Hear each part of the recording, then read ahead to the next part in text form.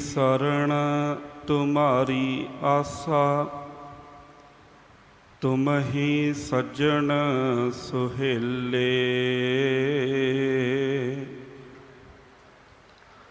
राखो राखण हार दयाला, नानक घर के गोले। राखो राखण हार दयाला, नानक घर के गोले।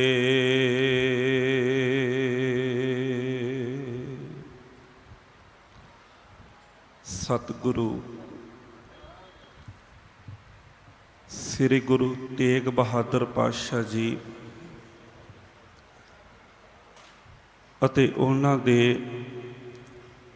ਪਿਆਰੇ ਗੁਰਸਿੱਖਾਂ ਦੇ ਇਸ ਪਾਵਨ ਸ਼ਹੀਦੀ ਅਸਥਾਨ ਗੁਰਦੁਆਰਾ ਸੀਸਗੰਜ ਸਾਹਿਬ ਜੀ ਵਿਖੇ ਧੰਨ ਸਤਿਗੁਰੂ ਸ੍ਰੀ ਗੁਰੂ ਗ੍ਰੰਥ ਸਾਹਿਬ ਪਾਤਸ਼ਾਹ ਜੀ ਤਿਨਾਂ ਦੀ ਪਾਵਨ ਪਵਿੱਤਰ ਹਜ਼ੂਰੀ ਅੰਦਰ ਜੁੜ ਬੈਠੀ ਸਤਿਕਾਰਯੋਗ ਗੁਰੂ ਪਿਆਰੀ ਸਾਧ ਸੰਗਤ,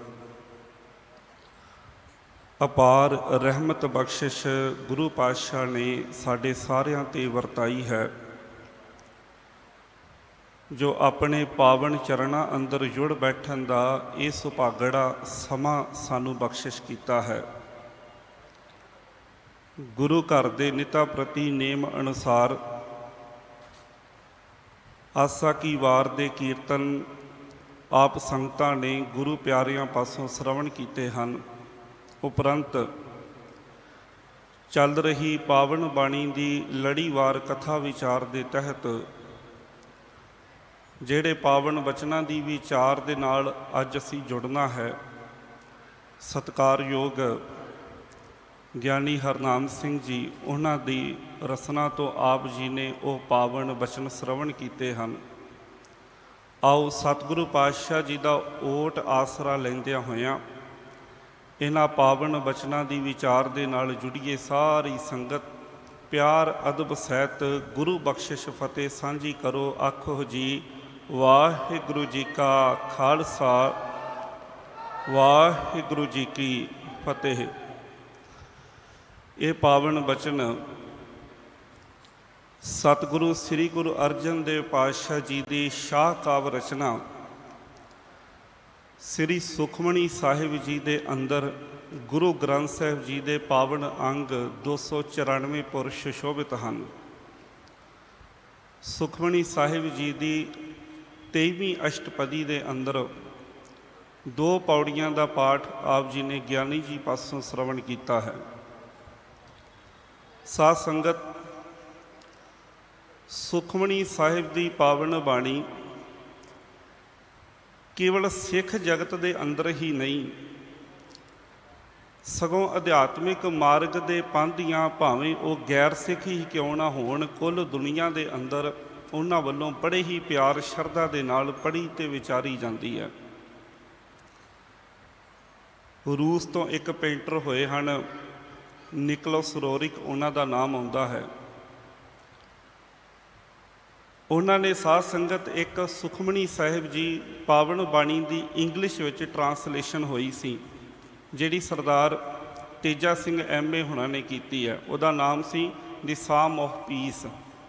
ਸਾਮ ਦਾ ਭਾਵ ਹੈ ਰੱਬੀ ਗੀਤ, ਇਲਾਹੀ ਗੀਤ, ਅਤੇ ਪੀਸ ਦਾ ਭਾਵ ਹੈ ਸ਼ਾਂਤੀ, ਟਿਕਾਓ, ਵਿਸਰਾਮ। ਉਹ ਰੱਬੀ ਗੀਤ ਜਿਸ ਦੇ ਨਾਲ ਅੰਦਰ ਟਿਕ ਜਾਵੇ। ਉਸ ਕਿਤਾਬ ਇੰਗਲਿਸ਼ ਟਰਾਂਸਲੇਸ਼ਨ ਸੁਖਮਣੀ ਸਾਹਿਬ ਦਾ, ਉਸ ਕਿਤਾਬ ਦਾ ਜੋ ਮੁੱਖ ਬੰਦ ਲਿਖਿਆ, ਉਹ ਲਿਖਿਆ ਉਸ ਪੇਂਟਰ ਨੇ ਜੋ ਰੂਸ ਤੋਂ ਹੈ, ਜਿਨ੍ਹਾਂ ਦਾ ਨਾਮ ਹੈ ਨਿਕੋਲਸ ਰੋਰਿਕ। ਅਤੇ ਜਦੋਂ ਉਹ ਕਿਤਾਬ ਦਾ ਮੁੱਖ ਬੰਦ ਲਿਖਦੇ ਨੇ ਅਤੇ ਸੁਖਮਣੀ ਸਾਹਿਬ ਦੇ ਬਾਰੇ ਆਪਣੀ ਸ਼ਰਧਾ ਪ੍ਰਗਟ ਕਰਦਿਆਂ ਹੋਇਆਂ ਬੜੇ ਪਿਆਰੇ ਬਚਨ ਉਹਨਾਂ ਨੇ ਲਿਖੇ ਆ। ਕਹਿੰਦੇ ਉਹ ਰੱਬੀ ਗੀਤ ਹੈ ਸੁਖਮਣੀ ਸਾਹਿਬ, ਜਿਸ ਨੂੰ ਜੇਕਰ ਕੋਈ ਪਿਆਰ ਦੇ ਨਾਲ ਪੜ੍ਹੇ, ਪਿਆਰ ਦੇ ਨਾਲ ਸੁਣੇ ਤੇ ਆਪਣੇ ਦਿਲ ਦੇ ਅੰਦਰ ਜਗ੍ਹਾ ਦੇਵੇ। ਬੜੇ ਪਿਆਰ ਸ਼ਰਧਾ ਦੇ ਨਾਲ ਪੜ੍ਹ ਸੁਣ ਕੇ ਜੇ ਸੁਖਮਨੀ ਸਾਹਿਬ ਦੀ ਬਾਣੀ ਨੂੰ ਆਪਣੇ ਦਿਲ ਦੇ ਅੰਦਰ ਜਗ੍ਹਾ ਦੇਵੇ, ਆਪਣੇ ਹਿਰਦੇ ਦੇ ਅੰਦਰ ਟਿਕਾਵੇ, ਤੇ ਯਕੀਨਨ ਹੀ ਉਹ ਪਰਮਾਤਮਾ ਦੇ ਨਾਲ ਜੀਵ ਇੱਕ ਮਿਕ ਹੋ ਸਕਦਾ ਹੈ। ਇਹ ਗੈਰ ਸਿੱਖ ਦੇ ਸਾਧ ਸੰਗਤ ਜੀ ਬੋਲ ਨੇ। ਗੁਰੂ ਅਰਜਨ ਦੇਵ ਪਾਤਸ਼ਾਹ ਜੀ ਦੀ ਇਸ ਪਾਵਨ ਬਾਣੀ ਦੇ ਅੰਦਰ ਆਪ ਜੀ ਜਾਣਦੇ ਹੋ ਕਿ 24 ਅਸ਼ਟਪਦੀਆਂ ਤੇ 24 ਸ਼ਲੋਕ ਨੇ, ਤੇ ਬੜੇ ਦਿਨਾਂ ਤੋਂ ਇਸ ਬਾਣੀ ਦੀ ਵਿਚਾਰ ਚੱਲ ਰਹੀ ਹੈ। ਤੇ ਵਿਦਵਾਨ ਜਨਾਂ ਦੇ ਪਾਸੋਂ ਇੱਕ ਗੱਲ ਆਪ ਜੀ ਨੇ ਅੱਗੇ ਵੀ ਕਈ ਵਾਰ ਸ਼ਰਵਣ ਕੀਤੀ ਹੈ ਕਿ ਸੁਖਮਨੀ ਸਾਹਿਬ ਦੀ ਪਾਵਨ ਬਾਣੀ ਦਾ ਸਰੂਪ ਇਸ ਤਰ੍ਹਾਂ ਦਾ ਹੈ ਕਿ ਪਹਿਲਾਂ ਸ਼ਲੋਕ ਤੇ ਬਾਅਦ ਵਿੱਚ ਅਸ਼ਟਪਦੀ, ਤੇ ਜੋ ਸ਼ਲੋਕ ਦੇ ਵਿੱਚ ਭਾਵ ਗੁਰੂ ਅਰਜਨ ਦੇਵ ਪਾਤਸ਼ਾਹ ਜੀ ਨੇ ਪ੍ਰਗਟ ਕੀਤਾ, ਉਸ ਭਾਵ ਦੀ ਵਿਆਖਿਆ ਅਗਲੇ ਪਾਸੇ ਅਸ਼ਟਪਦੀ ਦੇ ਵਿੱਚ ਕੀਤੀ ਜਾਂਦੀ ਹੈ। ਭਾਵ ਕਿ ਜੋ ਸ਼ਲੋਕ ਦੇ ਅਰਥ ਹਨ, ਜੋ ਸ਼ਲੋਕ ਦੀ ਵਿਚਾਰ ਹੈ, ਜਦੋਂ ਅਸੀਂ ਪੌੜੀਆਂ ਨੂੰ ਅਗਲੇ ਪਾਸੇ ਵਿਚਾਰਨਾ ਆ ਤਾਂ ਸਾਨੂੰ ਸ਼ਲੋਕ ਦੇ ਭਾਵ ਨੂੰ ਆਪਣੇ ਚੇਤੇ ਦੇ ਵਿੱਚ ਟਿਕਾ ਕੇ ਰੱਖਣਾ ਪਵੇਗਾ, ਸ਼ਲੋਕ ਦੀ ਵਿਚਾਰ ਨੂੰ ਨਾਲ ਲੈ ਕੇ ਚੱਲਣਾ ਪਵੇਗਾ। ਅੱਜ ਜਿਹੜੀਆਂ ਪੌੜੀਆਂ ਦਾ ਪਾਠ ਅਸੀਂ ਸ਼ਰਵਣ ਕੀਤਾ, ਜਿਨ੍ਹਾਂ ਦੀ ਵਿਚਾਰ ਦੇ ਨਾਲ ਅਸੀਂ ਜੁੜਨਾ, ਇਹਨਾਂ ਦੇ ਅੰਦਰ ਧੰਨ ਗੁਰੂ ਅਰਜਨ ਦੇਵ ਪਾਤਸ਼ਾਹ ਜੀ ਅਕਾਲ ਪੁਰਖ ਵਾਹਿਗੁਰੂ ਪਰਮਾਤਮਾ ਦੇ ਸਾਨੂੰ ਕੁੱਲ ਬ੍ਰਹਿਮੰਡ ਦੇ ਜ਼ਰਰੇ ਜ਼ਰਰੇ ਦੇ ਅੰਦਰ ਦਰਸ਼ਨ ਕਰਵਾ ਰਹੇ ਨੇ, ਅਤੇ ਨਾਲ ਹੀ ਇਹ ਸੋਝੀ ਬਖਸ਼ਿਸ਼ ਕਰ ਰਹੇ ਨੇ ਕਿ ਜਿਹੜਾ ਅਕਾਲ ਪੁਰਖ ਵਾਹਿਗੁਰੂ ਪਰਮਾਤਮਾ ਕੁੱਲ ਬ੍ਰਹਿਮੰਡ ਦੇ ਜ਼ਰਰੇ ਜ਼ਰਰੇ ਦੇ ਅੰਦਰ ਸਮਾਇਆ ਹੋਇਆ ਹੈ, ਸਾਡੀ ਉਹਦੇ ਨਾਲ ਸਾਂਝ ਕਿਵੇਂ ਬਣ ਆਵੇ। ਜੋ ਕੁੱਲ ਬ੍ਰਹਿਮੰਡ ਦੇ ਅੰਦਰ ਵੀ ਹੈ, ਜੋ ਸਾਡੇ ਹਿਰਦੇ ਦੇ ਅੰਦਰ ਵੀ ਹੈ, ਪਰ ਅਸੀਂ ਜੀਵ ਉਹਦੇ ਤੋਂ ਦੂਰ ਹਾਂ, ਤੇ ਸਾਡੀ ਜਿਹੜੀ ਇਹ ਆਪਸ ਵਿਚਲੀ ਦੂਰੀ ਆ, ਇਹ ਖਤਮ ਕਿਵੇਂ ਹੋਵੇ। ਸਾਧ ਸੰਗਤ, ਇਹਨਾਂ ਪੌੜੀਆਂ ਤੋਂ ਪਹਿਲਾਂ ਜੋ ਸ਼ਲੋਕ ਹੈ, ਆਪ ਜੀ ਨੇ ਪਿਛਲੇ 2 ਦਿਨਾਂ ਤੋਂ ਸ਼ਲੋਕ ਦੀ ਵਿਚਾਰ ਸਾਂਝੀ ਕੀਤੀ ਆ। ਮੈਂ ਕੇਵਲ ਟੂਕ ਮਾਤਰ, ਤਾਂ ਕਿ ਸਾਡੀ ਵਿਚਾਰ ਦੀ ਲੜੀ ਜੁੜ ਜਾਵੇ। ਗੁਰੂ ਪਾਤਸ਼ਾਹ ਜੀ ਨੇ ਉੱਥੇ ਗੱਲ ਕੀਤੀ ਹੈ ਗਿਆਨ ਦੇ ਚਾਨਣ ਦੀ। ਸਤਿਗੁਰੂ ਪਾਤਸ਼ਾਹ ਜੀ ਸਮਝਾਉਂਦੇ ਨੇ ਕਿ ਅਗਿਆਨਤਾ ਦਾ ਹਨੇਰਾ ਗਿਆਨ ਦੇ ਚਾਨਣ ਦੇ ਨਾਲ ਦੂਰ ਹੋ ਸਕਦਾ ਆ। ਜੇ ਹਨੇਰਾ ਹੋਵੇ, ਉਹਨੂੰ ਦੂਰ ਕਰਨ ਵਾਸਤੇ ਰੋਸ਼ਨੀ ਦੀ, ਪ੍ਰਕਾਸ਼ ਦੀ, ਲਾਈਟ ਦੀ ਲੋੜ ਹੈ। ਤੇ ਜਿੱਥੇ ਅਗਿਆਨਤਾ ਦਾ ਹਨੇਰਾ ਹੋਵੇ, ਉਹਨੂੰ ਦੂਰ ਕਰਨ ਵਾਲੀ ਰੋਸ਼ਨੀ ਦਾ ਨਾਮ ਹੈ ਗੁਰੂ ਕਾ ਗਿਆਨ, ਗੁਰੂ ਦਾ ਸ਼ਬਦ। ਸਤਿਗੁਰੂ ਕਹਿੰਦੇ ਗਿਆਨ ਅੰਜਨ ਗੁਰ ਦੀਆ, ਅਗਿਆਨ ਅੰਧੇਰ ਵਿਨਾਸ਼, ਹਰ ਕਿਰਪਾ ਤੇ ਸੰਤ ਭੇਟਿਆ, ਨਾਨਕ ਮਨ ਪ੍ਰਗਾਸ। ਜਿਨ੍ਹਾਂ ਨੇ ਗੁਰੂ ਦੇ ਕੋਲੋਂ ਗਿਆਨ ਲੈ ਲਿਆ, ਉਹਨਾਂ ਦੇ ਅੰਦਰ ਚਾਨਣ ਹੋ ਗਿਆ, ਅੰਦਰ ਖਿੜਾਓ ਹੋ ਗਿਆ। ਹੁਣ ਜਦੋਂ ਅੰਦਰ ਚਾਨਣ ਹੋ ਜਾਂਦਾ ਤੇ ਫਿਰ ਜੀਵ ਦੀ ਕੀ ਅਵਸਥਾ ਹੁੰਦੀ ਹੈ। ਜਿਨ੍ਹਾਂ ਦੇ ਅੰਦਰ ਚਾਨਣ ਹੋ ਜਾਵੇ, ਜਿਨ੍ਹਾਂ ਦੇ ਕੋਲ ਗੁਰੂ ਦਾ ਗਿਆਨ ਹੈ, ਐਸੇ ਜੀਵਾਂ ਦੀ ਆਤਮਿਕ ਅਵਸਥਾ ਕੀ ਹੈ। ਮੈਂ ਇੱਕ ਬੇਨਤੀ ਕਰਾਂ ਸਾਧ ਸੰਗਤ, ਅਧਿਆਤਮਿਕ ਮੰਡਲ ਦੇ ਵਿੱਚ ਵਿਚਰਨ ਵਾਲੇ ਹਰ ਇੱਕ ਜੀਵ ਦੀ ਅਵਸਥਾ ਇੱਕੋ ਜਿਹੀ ਨਹੀਂ ਹੁੰਦੀ। ਕੋਈ ਜੀਵ ਹੈ ਜਿਹਨੇ ਅਜੇ ਤੁਰਨਾ ਹੀ ਸਿੱਖਿਆ ਆ, ਜਿਹਨੇ ਅਜੇ ਪਹਿਲਾ ਹੀ ਕਦਮ ਪੁੱਟਿਆ ਆ, ਜਿਸ ਨੂੰ ਅਸੀਂ ਜਗਿਆਸੂ ਕਹਿੰਦੇ ਹਾਂ, ਜਿਸ ਦੇ ਅੰਦਰ ਅਜੇ ਜਗਿਆਸਾ ਉੱਠੀ ਹੈ, ਅਜੇ ਅੰਦਰ ਚਾਉ ਪੈਦਾ ਹੋਇਆ। ਕੋਈ ਜੀਵ ਹੈ ਜਿਹੜਾ ਜਗਿਆਸੂ ਵਾਲੀ ਬਿਰਤੀ ਤੋਂ ਕੁਝ ਕਦਮ ਅਗਲੇ ਪਾਸੇ ਹੈ, ਜਿਹੜਾ ਸਤਿਗੁਰੂ ਦੀ ਟਹਿਲ ਨੂੰ ਕਮਾਉਂਦਾ ਆ, ਸਤਿਗੁਰੂ ਦੀ ਸੇਵਾ ਕਰਦਾ ਆ, ਸਤਿਗੁਰੂ ਦੀ ਬਾਣੀ ਦੇ ਨਾਲ ਜੁੜਿਆ। ਕੋਈ ਹੈ ਜਿਹੜਾ ਪੜ੍ਹਨ ਸੁਣਨ ਤੋਂ ਅਗਲੇ ਸਟੈਪ 'ਤੇ ਪਹੁੰਚ ਚੁੱਕਾ ਆ, ਉਹ ਸਤਿਗੁਰੂ ਦੀ ਬਾਣੀ ਨੂੰ ਆਪਣੇ ਹਿਰਦੇ ਦੇ ਅੰਦਰ ਧਾਰਨ ਕਰ ਲੈਂਦਾ ਹੈ, ਸਤਿਗੁਰੂ ਦੇ ਗਿਆਨ ਦੀ ਸਾਂਝ ਉਹਦੇ ਨਾਲ ਬਣ ਆਉਂਦੀ ਹੈ। ਸੋ ਅੱਜ ਜਿਹੜੇ ਬਚਨਾਂ ਦੀ ਵਿਚਾਰ ਅਸੀਂ ਕਰਨੀ ਹੈ, ਇਹਨਾਂ ਬਚਨਾਂ ਦੇ ਅੰਦਰ ਉਹਨਾਂ ਗੁਰਮੁਖ ਪਿਆਰਿਆਂ ਦੀ ਅਵਸਥਾ ਦਾ ਜ਼ਿਕਰ ਹੈ। ਇਹ ਬਚਨ ਉਹਨਾਂ ਗੁਰਮੁਖ ਪਿਆਰਿਆਂ ਦੀ ਅਵਸਥਾ ਦੇ ਬਾਰੇ ਸਾਨੂੰ ਸੋਝੀ ਦਿੰਦੇ ਹਨ। ਉਹਨਾਂ ਦੀ ਅਵਸਥਾ ਦੇ ਵਿੱਚੋਂ ਨਿਕਲਦੇ ਹਨ ਸਾਧ ਸੰਗਤ, ਜਿਨ੍ਹਾਂ ਦਾ ਅੰਦਰ ਦਾ ਗਿਆਨ ਪ੍ਰਗਟ ਹੋ ਗਿਆ, ਅਗਿਆਨਤਾ ਦਾ ਹਨੇਰਾ ਦੂਰ ਹੋ ਗਿਆ, ਜਿਨ੍ਹਾਂ ਦੇ ਕੋਲ ਗੁਰੂ ਦੇ ਗਿਆਨ ਦਾ ਸੁਰਮਾ ਆ। ਤੇ ਸਤਿਗੁਰੂ ਪਾਤਸ਼ਾਹ ਜੀ ਬਚਨ ਕਰਕੇ ਸਮਝਾ ਰਹੇ ਨੇ, ਜਿਨ੍ਹਾਂ ਦੇ ਕੋਲ ਗੁਰੂ ਦੇ ਗਿਆਨ ਦਾ ਚਾਨਣ ਹੋਵੇ, ਸੁਰਮਾ ਹੋਵੇ, ਉਹ ਹੁੰਦੇ ਹਨ ਸੰਤ ਜਨ। ਉਹਨਾਂ ਨੂੰ ਹੀ ਸੰਤ ਜਨ ਬਾਣੀ ਨੇ ਆਖਿਆ ਹੈ, ਜਿਨ੍ਹਾਂ ਦੇ ਕੋਲ ਸਤਿਗੁਰੂ ਦਾ ਗਿਆਨ ਹੈ, ਸਤਿਗੁਰੂ ਦਾ ਉਪਦੇਸ਼ ਜਿਨ੍ਹਾਂ ਦੇ ਜੀਵਨ ਦੇ ਅੰਦਰ ਹੈ। ਤੇ ਜਦੋਂ ਸਤਿਗੁਰੂ ਦਾ ਉਪਦੇਸ਼ ਹਿਰਦੇ ਦੇ ਵਿੱਚ ਵਸ ਜਾਵੇ, ਸਤਿਗੁਰੂ ਦਾ ਗਿਆਨ ਹਿਰਦੇ ਦੇ ਵਿੱਚ ਵਸ ਜਾਵੇ, ਜਦੋਂ ਬਾਣੀ ਦੇ ਨਾਲ ਸ਼ਬਦ ਦੇ ਨਾਲ ਜੀਵ ਦੀ ਸਾਂਝ ਬਣ ਆਉਂਦੀ ਹੈ, ਤੇ ਫਿਰ ਬਖਸ਼ਿਸ਼ ਕੀ ਹੁੰਦੀ ਹੈ? ਸੰਤ ਜਨਾ ਕਾ ਪੇਖਣ ਸਭ ਬ੍ਰਹਮ, ਸੰਤ ਜਨਾ ਕੇ ਹਿਰਦੈ ਸਭ ਧਰਮ। ਫਿਰ ਐਸੇ ਜਿਹੜੇ ਸੰਤ ਜਨ ਹਨ, ਉਹ ਜੋ ਵੀ ਦੇਖਦੇ ਹਨ, ਸੰਤ ਜਨਾ ਕਾ ਪੇਖਣ, ਪੇਖਣ ਦਾ ਭਾਵ ਹੈ ਵੇਖਣਾ। ਸੰਤ ਜਨਾਂ ਨੂੰ ਜੋ ਵੀ ਦਿਖਾਈ ਦਿੰਦਾ ਹੈ ਉਹ ਕੀ ਹੈ? ਬ੍ਰਹਮ, ਅਕਾਲ ਪੁਰਖ ਵਾਹਿਗੁਰੂ ਪਰਮਾਤਮਾ। ਪਰਮਾਤਮਾ ਤੋਂ ਬਿਨਾਂ ਹੋਰ ਕੁਝ ਸੰਤ ਜਨਾਂ ਨੂੰ ਨਜ਼ਰ ਆਉਂਦਾ ਹੀ ਨਹੀਂ ਹੈ। ਹੁਣ ਸਾਧ ਸੰਗਤ ਆਪ ਜੀ ਖਿਆਲ ਕਰਿਓ, ਦੇਖਦੇ ਅਸੀਂ ਵੀ ਆਪਣੀਆਂ ਅੱਖਾਂ ਦੇ ਨਾਲ ਹਾਂ, ਦੇਖਦੇ ਸੰਤ ਜਨ ਵੀ ਆਪਣੀਆਂ ਅੱਖਾਂ ਦੇ ਨਾਲ ਹੈ, ਪਰ ਇਹਨਾਂ ਬਾਹਰ ਦੀਆਂ ਅੱਖਾਂ ਦੇ ਮਗਰ ਇੱਕ ਤਾਕਤ ਕੰਮ ਕਰਦੀ ਹੈ, ਜਿਸ ਨੂੰ ਅਸੀਂ ਕਹਿੰਦੇ ਹਾਂ ਦ੍ਰਿਸ਼ਟੀ।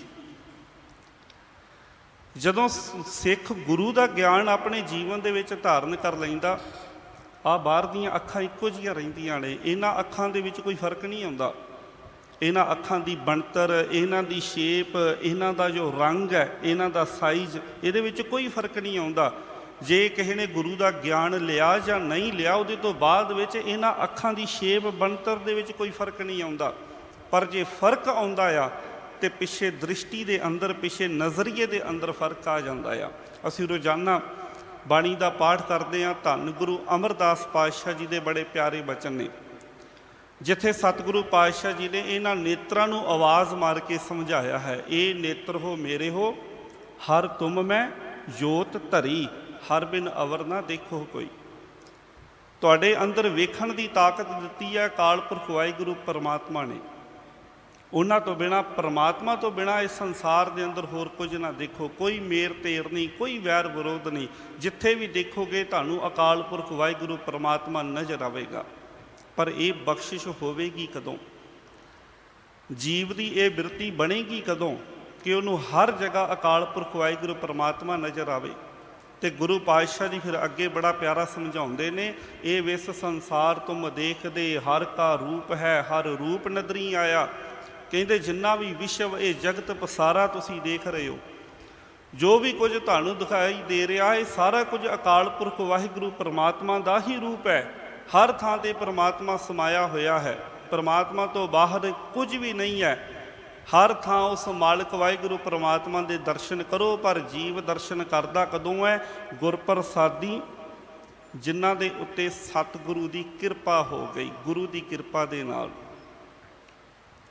ਜਿਨ੍ਹਾਂ ਦੇ ਕੋਲ ਗੁਰੂ ਦੀ ਕਿਰਪਾ ਆ ਗਈ, ਜਿਨ੍ਹਾਂ ਤੇ ਸਤਿਗੁਰੂ ਦੀ ਬਖਸ਼ਿਸ਼ ਹੋ ਗਈ, ਜਿਨ੍ਹਾਂ ਨੇ ਬਾਣੀ ਦਾ ਪੱਲਾ ਫੜ ਲਿਆ। ਗੁਰੂ ਦੀ ਕਿਰਪਾ ਦੇ ਨਾਲ ਇਹ ਸੋਝੀ ਪਈ, ਗੁਰਪ੍ਰਸਾਦੀ ਜਿਨੀ ਬੁੱਝਿਆ ਜਾਂ ਵੇਖਾ, ਹਰ ਇੱਕ ਹੈ, ਹਰ ਬਿਨ ਅਵਰ ਨਾ ਕੋਈ। ਗੁਰੂ ਦੀ ਕਿਰਪਾ ਦੇ ਨਾਲ ਇਹ ਸੋਝੀ ਪਈ, ਇਹ ਸਮਝ ਆਈ ਕਿ ਅਕਾਲ ਪੁਰਖ ਵਾਹਿਗੁਰੂ ਪਰਮਾਤਮਾ ਹਰ ਥਾਂ ਹਾਜ਼ਰ ਨਾਜ਼ਰ ਹੈ। ਅਕਾਲ ਪੁਰਖ ਵਾਹਿਗੁਰੂ ਪਰਮਾਤਮਾ ਤੋਂ ਬਿਨਾਂ ਹੋਰ ਕੁਝ ਵੀ ਨਹੀਂ ਹੈ। ਤੂੰ ਸਭਨੀ ਥਾਈ ਜਿੱਥੈ ਹਉ ਜਾਈ, ਸਾਚਾ ਸਿਰਜਣਹਾਰ ਜੀਓ। ਫਿਰ ਇਹ ਅਵਸਥਾ ਬਣ ਆਉਂਦੀ ਹੈ। ਪਰ ਇਸ ਅਵਸਥਾ ਤੋਂ ਪਹਿਲਾਂ ਜੋ ਜੀਵ ਦੀ ਹਾਲਤ ਹੁੰਦੀ ਹੈ, ਸਤਿਗੁਰੂ ਨੇ ਉਹ ਵੀ ਨਾਲ ਹੀ ਦ੍ਰਿੜ ਕਰਵਾਈ ਹੈ। ਕਹੈ ਨਾਨਕ ਇਹ ਨੇਤਰ ਅੰਧ ਸੀ। ਸਤਿਗੁਰੂ ਪਾਤਸ਼ਾਹ ਜੀ ਕਹਿੰਦੇ ਕਦੀ ਇਹਨਾਂ ਅੱਖਾਂ ਦੀ ਜਿਹੜੀ ਦ੍ਰਿਸ਼ਟੀ ਹੈ, ਕਦੀ ਇਹਨਾਂ ਅੱਖਾਂ ਦੀ ਜਿਹੜੀ ਵੇਖਣੀ ਹੈ, ਉਹ ਅੰਧ ਹੋਈ ਪਈ ਹੈ। ਭਾਵੇਂ ਇਹਨਾਂ ਅੱਖਾਂ ਦੇ ਨਾਲ ਦਿਖਾਈ ਦਿੰਦਾ ਆ, ਭਾਵੇਂ ਕੋਈ ਇਨਸਾਨ ਸੁਜਾਖਾ ਆ, ਉਹਦੀਆਂ ਆਹ ਅੱਖਾਂ ਕੰਮ ਕਰਦੀਆਂ ਨੇ, ਪਰ ਜੇਕਰ ਇਨਸਾਨ ਨੂੰ ਇਸ ਸਾਰੇ ਬ੍ਰਹਿਮੰਡ ਦੇ ਅੰਦਰ, ਦੂਜੇ ਜੀਆਂ ਦੇ ਅੰਦਰ ਰੱਬ ਨਜ਼ਰ ਨਹੀਂ ਆਉਂਦਾ, ਤੇ ਸਤਿਗੁਰੂ ਪਾਤਸ਼ਾਹ ਜੀ ਕਹਿੰਦੇ ਉਹਦੀ ਹਾਲਤ ਜਿਹੜੀ ਆ ਉਹ ਅੰਨਿਆਂ ਵਰਗੀ ਹੈ। ਕਹੇ ਨਾਨਕ ਇਹ ਨੇਤਰ ਅੰਧ ਸੇ। ਬਾਹਰ ਦੀਆਂ ਅੱਖਾਂ ਦੇ ਨਾਲ ਤੇ ਭਾਵੇਂ ਜੀਵ ਦੇਖਦਾ, ਪਰ ਜੇ ਪਰਮਾਤਮਾ ਦੀ ਜੋਤ ਨਜ਼ਰ ਨਹੀਂ ਆ ਰਹੀ, ਦੂਜੇ ਜੀਆਂ ਦੇ ਅੰਦਰ ਜੇ ਰੱਬ ਨਜ਼ਰ ਨਹੀਂ ਆ ਰਿਹਾ, ਤੇ ਫਿਰ ਇਨਸਾਨ ਅੰਨਿਆਂ ਵਰਗਾ ਹੀ ਹੈ। ਤੇ ਫਿਰ ਅੰਨਾ ਹੋਇਆ ਇਨਸਾਨ ਠੀਕ ਕਿਵੇਂ ਹੋਵੇਗਾ? ਉਹ ਅੱਖਾਂ ਕਿਵੇਂ ਅੰਦਰ ਦੀਆਂ ਅੱਖਾਂ ਖੁੱਲ੍ਹਣਗੀਆਂ ਜਿਨ੍ਹਾਂ ਦੇ ਨਾਲ ਪਰਮਾਤਮਾ ਦੇ ਦਰਸ਼ਨ ਹਰ ਥਾਂ ਹੋਣਗੇ? ਗੁਰੂ ਪਾਤਸ਼ਾਹ ਜੀ ਫਿਰ ਨਾਲ ਹੀ ਸਮਝਾਉਂਦੇ ਨੇ, ਕਹੇ ਨਾਨਕ ਇਹ ਨੇਤਰ ਅੰਧ ਸੇ, ਸਤਿਗੁਰ ਮਿਲਿਆ ਦਿਵ ਦ੍ਰਿਸ਼ਟ ਹੋਈ। ਸਤਿਗੁਰੂ ਨੂੰ ਮਿਲ ਕੇ, ਸਤਿਗੁਰੂ ਦੀ ਬਾਣੀ ਦਾ ਪੱਲਾ ਫੜ ਕੇ, ਗਿਆਨ ਅੰਜਨ ਗੁਰ ਦੀਆ। ਜਦੋਂ ਗੁਰੂ ਦੇ ਕੋਲੋਂ ਗਿਆਨ ਦਾ ਅੰਜਨ ਮਿਲ ਗਿਆ, ਤੇ ਜਦੋਂ ਅੰਜਨ ਮਿਲ ਗਿਆ, ਫਿਰ ਉਹਦੇ ਜੀਵ ਦੇ ਉੱਪਰ ਬਖਸ਼ਿਸ਼ ਕੀ ਹੋਵੇਗੀ? ਜਦੋਂ ਗਿਆਨ ਮਿਲ ਗਿਆ ਫਿਰ ਜੀਵ ਦੇ ਬਖਸ਼ਿਸ਼ ਇਹ ਹੁੰਦੀ ਹੈ, ਸੰਤ ਜਨਾ ਕਾ ਪੀਖਣ ਸਭ ਬ੍ਰਹਮ।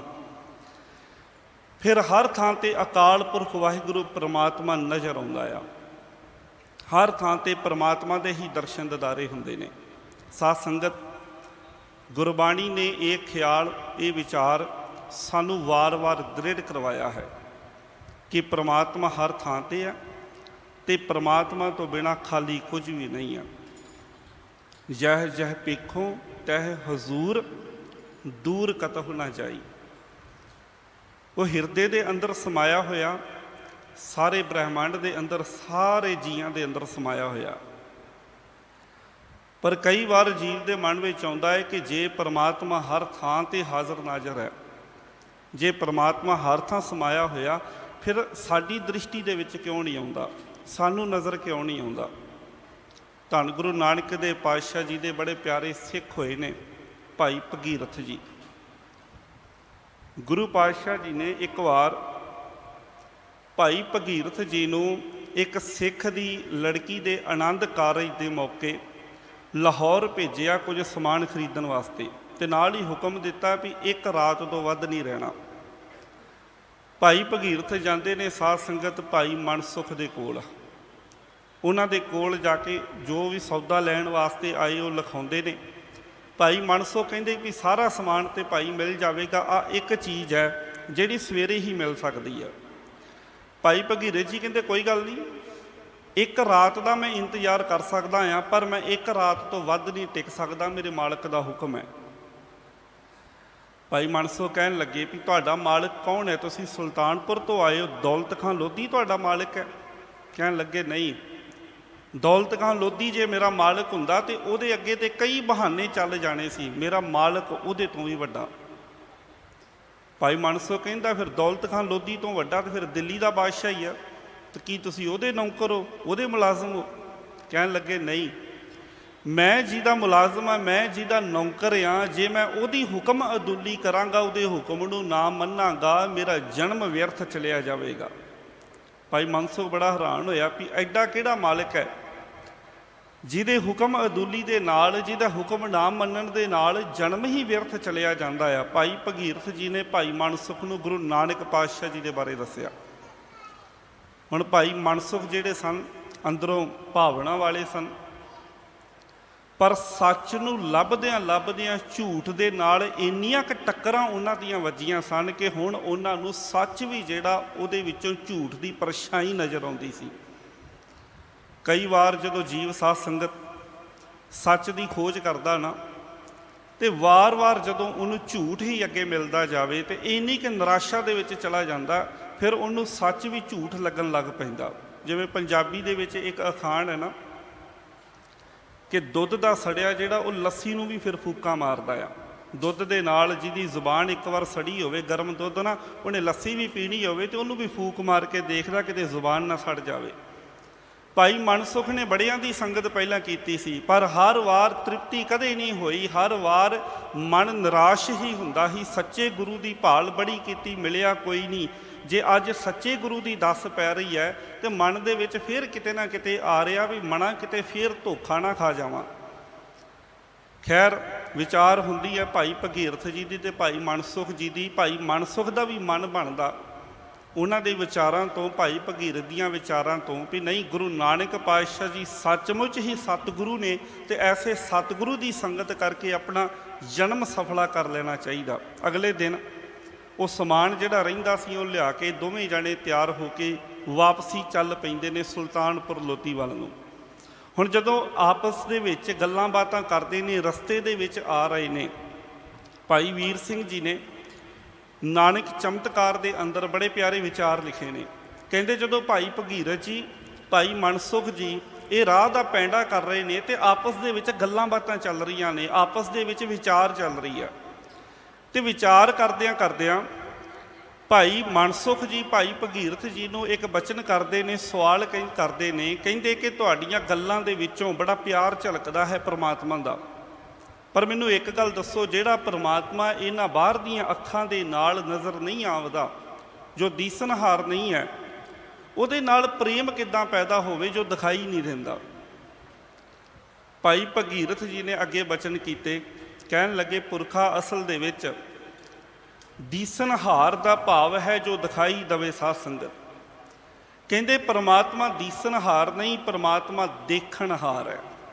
ਦੀਸਨਹਾਰ ਨਹੀਂ, ਦੀਸਨਹਾਰ ਉਹ ਹੈ ਜੋ ਦਿਖਾਈ ਦਿੰਦਾ ਹੈ। ਭਾਈ ਭਗੀਰਥ ਜੀ ਕਹਿੰਦੇ ਪਰਮਾਤਮਾ ਦੀਸਨਹਾਰ ਨਹੀਂ, ਪਰਮਾਤਮਾ ਦੇਖਣਹਾਰ ਹੈ। ਪਰਮਾਤਮਾ ਸਾਨੂੰ ਸਾਰਿਆਂ ਨੂੰ ਦੇਖਦਾ ਹੈ, ਪਰਮਾਤਮਾ ਸਾਨੂੰ ਸਾਰਿਆਂ ਨੂੰ ਦੇਖਦਾ। ਅਸੀਂ ਸਾਰੇ ਹੀ ਉਸ ਪਰਮਾਤਮਾ ਦੇ ਹੁਕਮ ਦੇ ਅੰਦਰ ਆ। ਤੇ ਉਹ ਦੀਸਨਹਾਰ ਉਦੋਂ ਬਣਦਾ ਆ ਜਦੋਂ ਸਤਿਗੁਰੂ ਦੇ ਉਪਦੇਸ਼ ਨੂੰ ਜੀਵ ਆਪਣੀ ਹਿਰਦੇ ਦੇ ਵਿੱਚ ਵਸਾਉਂਦਾ, ਤੇ ਉਦੋਂ ਫਿਰ ਉਹਨੂੰ ਹਰ ਥਾਂ ਤੇ ਪਰਮਾਤਮਾ ਹੀ ਨਜ਼ਰ ਆਉਂਦਾ, ਉਹਦੇ ਤੋਂ ਇਲਾਵਾ ਹੋਰ ਕੁਝ ਨਜ਼ਰ ਆਉਂਦਾ ਹੀ ਨਹੀਂ ਹੈ। ਕਹਿੰਦੇ ਉਹ ਹਰ ਥਾਂ ਤੇ ਹਾਜ਼ਰ ਨਾਜ਼ਰ ਹੈ। ਮੇਰੇ ਗੁਰੂ ਪਾਤਸ਼ਾਹ ਨੇ ਸਮਝਾਇਆ, ਮੇਰੇ ਗੁਰੂ ਨਾਨਕ ਨੇ ਸਮਝਾਇਆ, ਉਹ ਕੁੱਲ ਬ੍ਰਹਿਮੰਡ ਦੇ ਅੰਦਰ ਹੈ, ਬ੍ਰਹਿਮੰਡ ਦੇ ਜ਼ਰੇ ਜ਼ਰੇ ਦੇ ਅੰਦਰ ਸਮਾਇਆ ਹੋਇਆ ਹੈ। ਪਰ ਕਹਿੰਦੇ ਕਈ ਵਾਰ ਜੀਵ ਐਸੇ ਭਰਮ ਦੇ ਵਿੱਚ ਫਸਿਆ ਹੁੰਦਾ ਹੈ ਕਿ ਜਿਹੜਾ ਵਾਹਿਗੁਰੂ ਪਰਮਾਤਮਾ ਕੁੱਲ ਬ੍ਰਹਿਮੰਡ ਦੇ ਜ਼ਰੇ ਜ਼ਰੇ ਅੰਦਰ ਸਮਾਇਆ, ਉਹਦੇ ਹਿਰਦੇ ਦੇ ਅੰਦਰ ਸਮਾਇਆ, ਜੀਵ ਉਹਦੇ ਦਰਸ਼ਨਾਂ ਤੋਂ ਤਾਂ ਵੀ ਵਾਂਝਾ ਹੁੰਦਾ ਹੈ। ਭਾਈ ਭਗੀਰਥ ਜੀ ਕਹਿੰਦੇ ਗੁਰੂ ਨਾਨਕ ਪਾਤਸ਼ਾਹ ਜੀ ਨੇ ਬੜੀ ਪਿਆਰੀ ਉਦਾਹਰਨ ਦੇ ਕੇ ਸਾਨੂੰ ਸਮਝਾਇਆ ਸੀ। ਸਾਧ ਸੰਗਤ ਬੜੀ ਪਿਆਰੀ ਉਦਾਹਰਨ ਵਰਤੀ। ਭਾਈ ਭਗੀਰਥ ਗੁਰੂ ਨਾਨਕ ਪਾਤਸ਼ਾਹ ਦੇ ਬਚਨ ਸਾਂਝੇ ਕਰ ਰਹੇ ਨੇ ਭਾਈ ਮਨਸੁਖ ਦੇ ਨਾਲ। ਕਹਿੰਦੇ ਗੁਰੂ ਨਾਨਕ ਪਾਤਸ਼ਾਹ ਨੇ ਸਾਨੂੰ ਇਹ ਸੋਝੀ ਦਿੱਤੀ ਹੈ, ਜਿਵੇਂ ਧਰਤੀ ਦੇ ਥੱਲੇ ਪਾਣੀ ਮੌਜੂਦ ਹੈ, ਪਰ ਧਰਤੀ ਦੇ ਥੱਲੇ ਪਾਣੀ ਹੋਣ ਦੇ ਬਾਵਜੂਦ ਕਈ ਜੀਵ ਜਿਹੜੇ ਆ ਉਹ ਇੱਥੇ ਪਿਆਸੇ ਤੁਰੇ ਫਿਰਦੇ ਨੇ। ਪਿਆਸ ਤਾਂ ਹੀ ਬੁੱਝਣੀ ਹੈ, ਭਾਵੇਂ ਕਿ ਪਾਣੀ ਧਰਤੀ ਦੇ ਥੱਲੇ ਮੌਜੂਦ ਹੈ, ਪਰ ਪਿਆਸ ਤਾਂ ਹੀ ਬੁੱਝੇਗੀ ਜੇ ਕੋਈ ਜੀਵ ਕਿਸੇ ਖੂਹ ਦੇ ਕੋਲ ਜਾਂ ਕਿਸੇ ਨਲਕੇ ਦੇ ਕੋਲ ਪਹੁੰਚ ਜਾਵੇ, ਜਿੱਥੋਂ ਉਹ ਪਾਣੀ ਪ੍ਰਗਟ ਹੁੰਦਾ ਹੈ, ਜਿੱਥੋਂ ਉਹ ਪਾਣੀ ਮਿਲ ਜਾਵੇ। ਹੈ ਪਾਣੀ ਧਰਤੀ ਦੇ ਥੱਲੇ, ਪਰ ਮਿਲੇਗਾ ਕਿਸੇ ਜੁਗਤੀ ਦੇ ਨਾਲ, ਕਿਸੇ ਸੋਮੇ ਦੇ ਕੋਲ ਪਹੁੰਚਿਆ, ਉਹਦੇ ਸੋਰਸ ਦੇ ਕੋਲ ਪਹੁੰਚਿਆ, ਜਿੱਥੋਂ ਉਹ ਪ੍ਰਗਟ ਹੁੰਦਾ ਹੋਵੇ। ਇਸੇ ਤਰੀਕੇ ਦੇ ਨਾਲ ਹੈ ਪਰਮਾਤਮਾ ਹਰ ਇੱਕ ਥਾਂ ਤੇ, ਪਰ ਜਦੋਂ ਜੀਵ ਗੁਰੂ ਰੂਪੀ ਖੂਹ ਦੇ ਕੋਲ, ਗੁਰੂ ਰੂਪੀ ਮੁਜੱਸਮੇ ਦੇ ਕੋਲ ਆਉਂਦਾ ਹੈ, ਸਾਧ ਸੰਗਤ ਜਦੋਂ ਗੁਰੂ ਰੂਪ ਝਰਨੇ ਦੇ ਕੋਲ ਆਉਂਦਾ ਹੈ, ਤਾਂ ਇੱਥੇ ਆ ਕੇ ਫਿਰ ਜੀਵ ਦੀ ਤ੍ਰਿਪਤੀ ਹੁੰਦੀ ਹੈ, ਪਰਮਾਤਮਾ ਦੇ ਨਾਲ ਸਾਂਝ ਜੀਵ ਦੀ ਬਣ ਹੁੰਦੀ ਹੈ।